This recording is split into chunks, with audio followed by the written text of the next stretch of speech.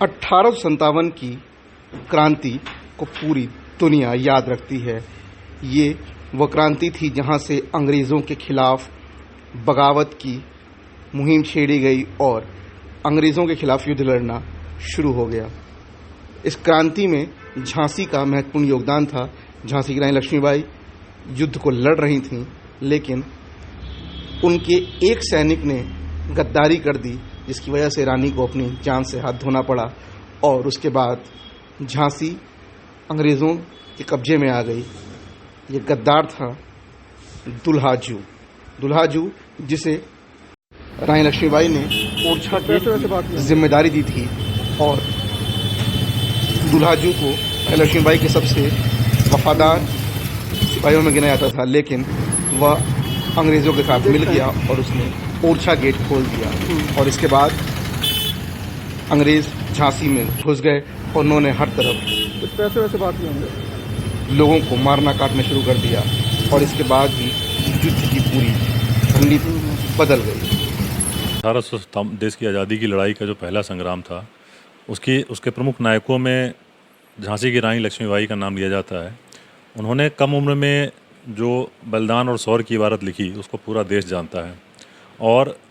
कई इतिहासकार तो यहाँ तक दावा करते हैं कि अगर देश के कुछ रियासतों ने उनका ठीक तरीके से साथ दे दिया होता तो आज़ादी की जो पहली लड़ाई थी उसकी कुछ दशा और दिशा ही कुछ और होती। तो जिस समय अंग्रेज़ों की सेना ने झांसी पर आक्रमण किया तो एक और जहाँ झलकारी बाई सहित गुलाम गौस खान जैसे उनके सिपा सालार थे जो अपनी जान दांव पर लगाकर झांसी को बचाने की लड़ाई लड़ रहे थे। तो ये दुर्भाग्य की बात कहें या इतिहास का वह काला पन्ना है जिसे शायद झांसी के लोग हमेशा ही भूलना चाहेंगे कि एक ऐसा भी सैनिक था जिसने गद्दारी की, दुल्हाजू जिसका नाम था, उसने अंग्रेज़ों के साथ मिलकर और जो झांसी को जिस तरह से गेटों के माध्यम से घेराबंदी की गई थी और एक जो महत्वपूर्ण गेट था जहां से अंग्रेज़ों को घुसने में सफलता नहीं मिल पा रही थी, उस सैनिक को अंग्रेज़ों ने अपने साथ मिला लिया और